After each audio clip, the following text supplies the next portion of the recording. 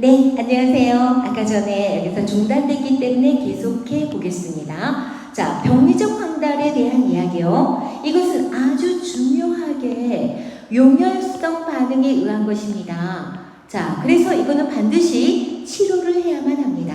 이것은 꽤 중요하게 보고 있는 것은 24시간 이내에 나타나는 거고요. 이거는 적혈구 너무 파괴가 많이 됐기 때문에 생겨지는 현상이다. 이때 우리는 형광요법으로 치료를 하게 된다. 이 형광요법이 구체적으로 문제가 나오고 있습니다. 자, 조금 설명드릴게요. 이 형광요법을 했을 때 장점은 무엇인가? 자, 이것은요, 간접 빌리루빈을 중요합니다. 간접 빌리루빈을 뭐로 바꿀 수 있냐면 직접 빌리루빈으로 바꿔서 밖으로 배설할 수 있는 기능을 이 형광요법 푸르스름한 형광빛에 계속 누주시키면 이런 도움이 되기 때문에 혈중 빌리루빈 수치를 낮추고 병리적 황달을 개선할 수 있다. 이런 점에 착안하고 있는 건데요. 이게 이 구체적인 내용이 문제로 나오기보다는 이때 우리 간호에서 중요한 점이 무엇인가? 자, 여러분, 형광빛이 보통은 60cm에서 1m 이내의 높이에다 두고 아이의 피부에 형광빛을 계속 쬐어주는 거거든요. 이때 우리는 아이의 눈에 문제가 발생할 수 있겠죠. 그래서 이때 간호에서 꽤 중요하게 보는 것은 눈에는 안대를 착용해줘라. 그래서 눈을 보호해줘야 된다. 이 점 강조 말씀드리고요. 더불어서 적어도 기저귀는 착용해야 될 거 아닌가. 그러나 기저귀만 착용하고 나머지 모든 옷은 벗긴다. 그리고 체위 변경을 해서 골고루 형광빛을 쬐어줘야 한다. 자, 이런 것들요. 또한 어때요? 형광등이 굉장히 가까이 있다 보니까 아이의 체온 상승이 오래됩니다. 그래서 체온을 측정해야 한다. 그리고 탈수가 우려되기 때문에 탈수의 우려점 때문에 수분을 반복적으로 공급해줘야 할 거다. 그 다음에 수유 시에는 어떨까? 아이가 고립감 때문에 힘이 드니까 이거는 미숙아로 막 이렇게 보육기에 들어있는 이런 개념이 아니기 때문에 다 여기서 중요한 점이요. 미숙아에게 수유를 시킬 때는 보육기 내에서 시킵니다.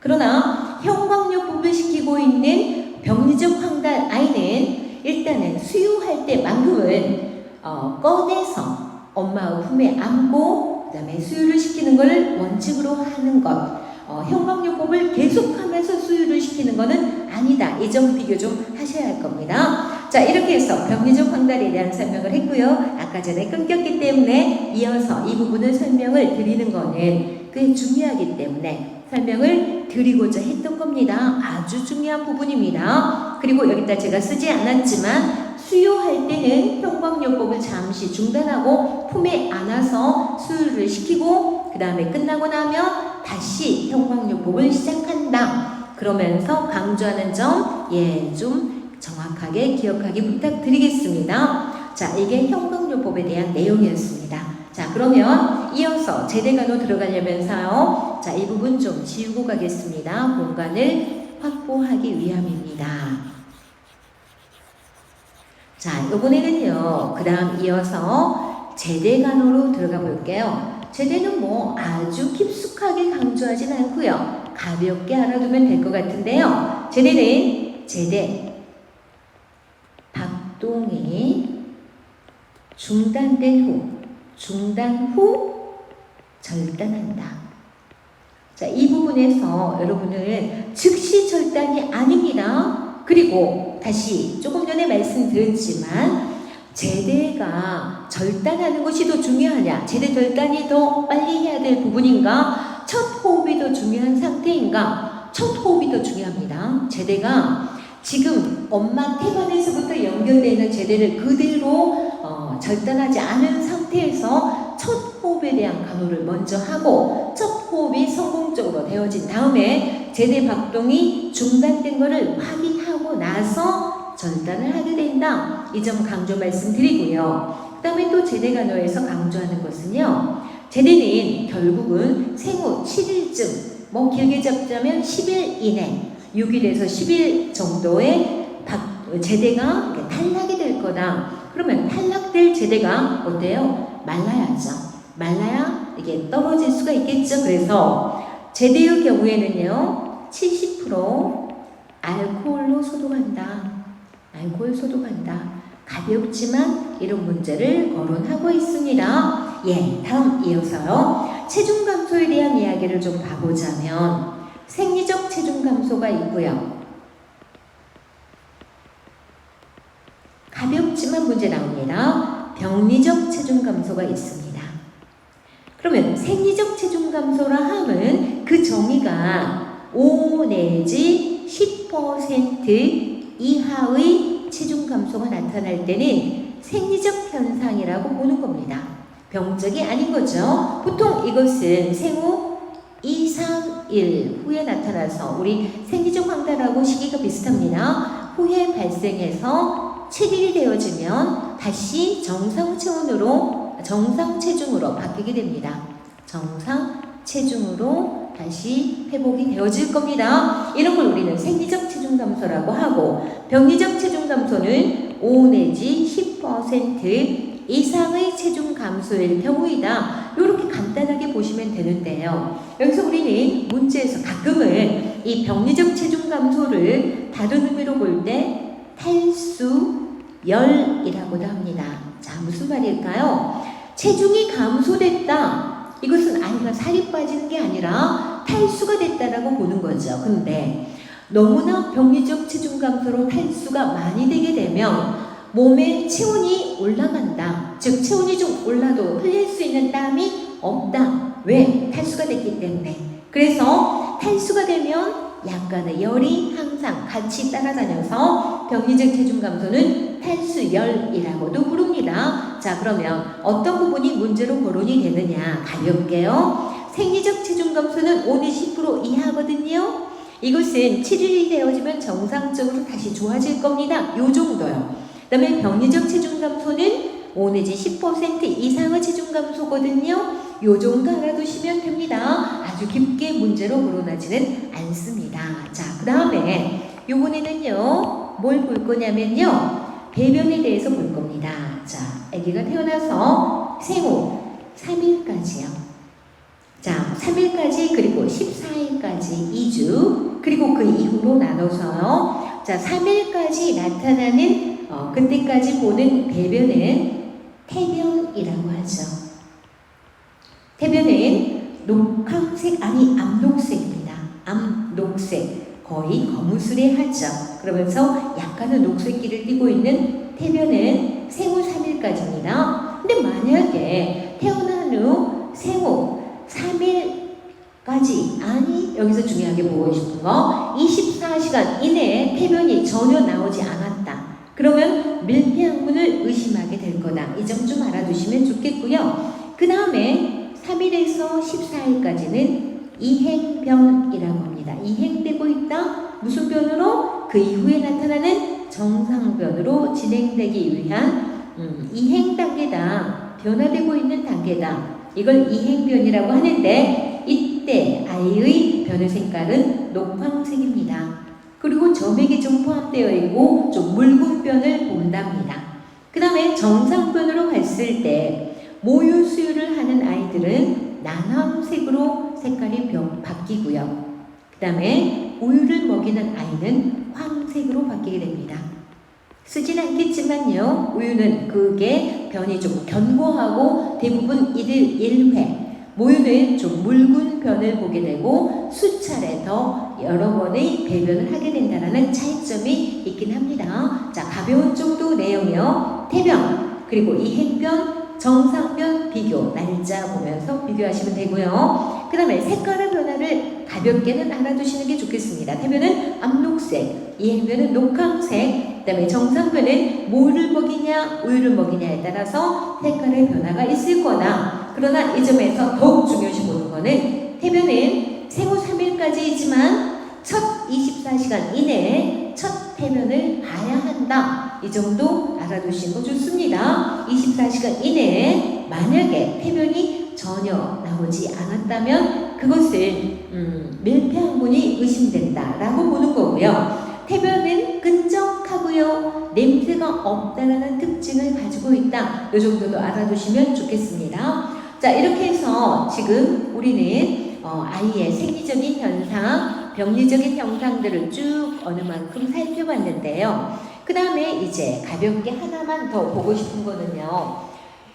아이들이 신생아에 발생하는 질환은 크게 세 가지로 대별해 볼 수가 있다. 이 점만 하고 마무리하겠습니다. 자, 아이들에게 나타나는 대표적인 신생아 질환은 하나, 기형성 질환이 있습니다.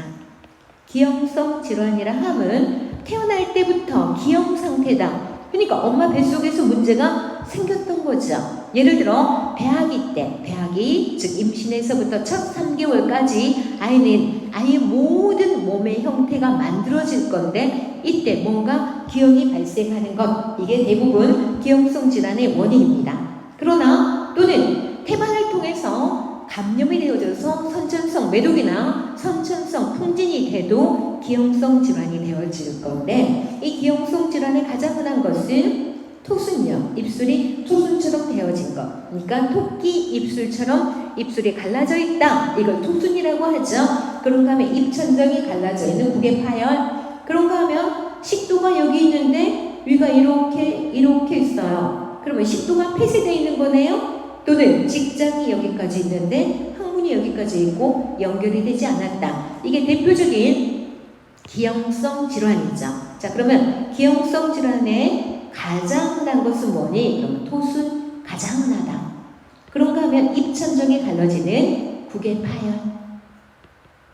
그런가 하면 식도 폐쇄, 식도가 폐쇄되어 있다. 자, 여러분, 식도가 폐쇄되면 수유를 시켰는데 위로 내려가지 못하니까 모두 다 비도로 넘어가서 아주 심각한 호흡곤란과 청색증, 그리고 심한 구토 이렇게 나타날 수 있겠죠. 그런가 하면 밀폐항문, 조금 전에 말씀드렸습니다마는 밀폐항문일 경우에는 생후 24시간 이내에 태변을 전혀 보지 못한다, 이런 거요. 그런가 하면 소두증이 나타나는 대표적인 것은 임신기간에 지카 바이러스에 노출됐다. 모기에 물려가지고 지카 바이러스에 노출되어졌더니 아이가 소두증이 되어진다. 이게 아주 유명하게 강조되기도 했죠. 그런가 하면 태반 감염으로 풍진이 됐다. 그러면 다음에 또 설명드리기는 하겠습니다만은 선천성 풍진을 앓은 아이가 심장의 기형이나 또는 뇌 기형으로 소두증, 모뇌암 이런 것들이 될 수도 있거든요. 자, 이런 것들이 기형성 질환으로 보여집니다. 자, 그런가 하면 이번에는요. 자, 분만시 외상을 볼게요. 분만시 외상. 여러분, 아이가 태어날 때 어디부터 나오죠? 머리부터 나오죠. 그러다 보니 머리 그리고 쇄골, 자, 머리가 이렇게 부풀어져 버리는 살류라든가 또는 두혈종이라든가 뇌내출혈, 뇌 안에 출혈이 있거나 두혈종 이런 것들이 생겨질 수 있겠다. 이게 대표적인 분만시 외상인가 하면 가장 흔한 것은 쇄골이 골절되는 것이죠. 그런가 하면 안면신경이 이렇게 지나고 있는데 안면신경 어딘가가 손상돼서 안면신경 마비 이런 것들이 분만시 외상이라고 생각해 본다면, 자, 설명 좀 드려보겠습니다. 한번 써볼게요. 자, 살류 그리고 두혈종 그리고 쇄골 골절, 가장 대표적인 것들인데요. 또 뇌내에 출혈이 발생할 수도 있다. 이런 것들을 분만시 외상이라고 볼 수가 있는데 그 중에서 가장 흔한 건 뭐니? 그러면 쇄골골절이 가장 흔하다. 그런데요, 여기서 조금 더 부연 설명을 넣어보겠습니다. 자, 아가를 이렇게 머리를 보면요, 전두골, 두종골, 후두골이 있습니다. 그런데 이 아가의 뼈를 둘러싸고 있는 이렇게, 자, 골막이 이렇게 있을 거고요. 골막이 이렇게 있습니다. 자, 그런데 그 다음에 이제 또 한 겹 두피가 이렇게 있겠죠. 두피가 이렇게, 머리카락이 여기가 이렇게 나는 두피가 있습니다. 그런데 아이가 분만시 외상, 특히 가장 대표적인 것으로 뭐냐, 예를 들어 흡입 만추를 해서 아이를 흡입 상태로 쫙 빨아들였습니다. 그러면 두피가 이렇게 늘어나면서 이 속에 혈장이 가득 차버리는 이런 현상이 발생한다. 이건 뭐냐? 그러면 이거는 살류라고 합니다. 살류. 그러니까 살류 저기는 뭔가 제가 지금 파란색으로 표현한 골막과 두피 사이에 혈장이 채워지는 것, 이거를 살류라고 하는데요. 이것은 뇌의 손상은 전혀 되지 않고 자연 치유가 됩니다. 자연 치유가 되어진다. 자, 이번에는요, 또 다른 색깔로 표현을 해볼게요. 여기요. 여기. 지금 뭔가요? 두개골과 골막 사이에 피가 고인 거죠. 두개골과 골막 사이에 피가 고인 겁니다. 이런 것은 뭐라고 하냐면 두혈종이라고 합니다. 두혈종이라고 하는데요. 이것 또한 다시요. 가볍게 이해하시면 됩니다. 두개골과 골막 사이에 혈액이 채워진 겁니다. 이것 또한 뇌의 손상은 아니기 때문에 자연 치유가 될 겁니다. 그런데 그게 아니라 여기 뇌 안에서 출혈이 발생했다. 이거는 뇌내 출혈이겠죠. 뇌내 출혈. 지금 우리는 분만시 외상에 대한 이야기를 하고 있는 건데요. 자, 그러면 이것들을 한꺼번에 이렇게 묶어보면 살류나 두혈종이나 두개내 출혈은 대부분 난산인 경우에 흡인 만출을 했을 때 흡인 만출 아이를 음압으로 쫙 빨아들인 거죠. 그랬더니 두피와 골막 사이에 혈장이 꽉 차는 살류나 또는 골막과 두개골 사이에 피가 차는 두혈종이나 이건 사이즈가 작겠죠. 그런가 하면 매우 심각한 거는 뇌내 출혈이 될 수 있다. 자, 이런 것이 있고요. 그 다음에 분만시 외상 중에 쇄골골절은 뭐 특별히 설명 안 해도 되겠죠. 아까 전에 말씀드린 것처럼 쇄골이 골절되면 뇌손상과 무관하게 모로반사가 소실된다. 이 정도 알아두시면 되고요. 다음에 분만시 외상 중에 또 하나 강조하는 외상은 안면신경마비가 있죠. 안면신경마비. 자, 그 그림을 한번 이렇게 표현을 해볼까요? 아이가 이렇게 있습니다. 자, 이렇게 있어요. 근데 딱 나눠서 이쪽이 마비되고 이쪽은 정상이라고 할까요? 여기는 마비된 쪽이고 여기는 정상입니다. 근데 평상시에는 노래도 그냥 괜찮은데요. 아이가 응아 울어요. 응아 울면 일단 눈도 좀 그려볼게요. 자, 눈을 이렇게 그려봤습니다. 근데 평상시에는 아이가 안면신경 마비가 되는지 잘 통환하지 않으나 만약에 아이가 응아하고 울면 또 눈을 감으면 얘는 눈이 이렇게 감아지거든요. 근데 얘는 눈을 못 떠요. 못 감아요. 마비가 된 쪽은 눈을 감을 수 없다. 또한 아이가 찡그리면 이마에 이렇게 주름살이 잡힐 건데 정상인 경우에는 주름살이 잡히지만 마비 쪽은 전혀 변화가 없습니다. 또한 정상인 경우에 응아하고 잉 울면 입이 이렇게 삐뚤어집니다. 근데 이쪽이 꼭 가만히 있어요. 그게 안면신경 마비의 특징적인 증상입니다. 그러면 이렇게 볼게요. 마비된 쪽에 눈을 감을 수가 없다. 눈 감기가 안 된다. 그리고요, 그 다음에 꽤 중요한 것은 건강한 쪽으로 입이 비뚤어진다. 입이 그쪽으로 삐뚤어진다. 자, 이런 특징을 갖고 있는 것이 뭐니? 그러면 안면신경 마비다.